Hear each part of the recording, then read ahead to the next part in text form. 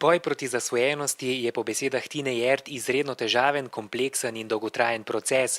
Zasvojenost namreč sčasoma postane način življenja odvisnikov. Marsikdo si misli, zasvojenost ni problem, ne vem, uživajo drogo, pa dali drogo stran, pa je stvar rešena. Temu ni tako.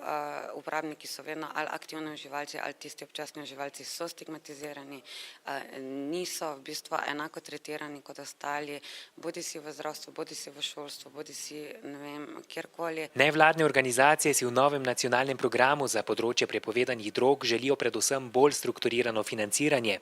Tako bi bili manj odvisni od dela prostovoljcev, saj bi lahko zaposlili več strokovnjakov. Pomanjkljivost prejšnje strategije je, da ni imela akcijskega načrta.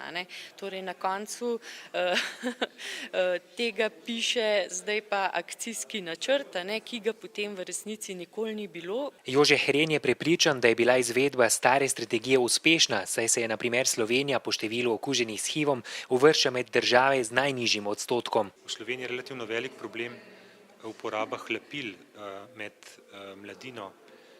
Uporaba hlapil je med državami v Evropi, skratka v Sloveniji je ta uporaba hlapil, to so topila, lepila, plini, najvišja. Sicer v Sloveniji v okviru zdravstvenega sistema deluje 18 centrov za preprečevanje odvisnosti, v njih pa se povprečno zdravi 4000 odvisnikov.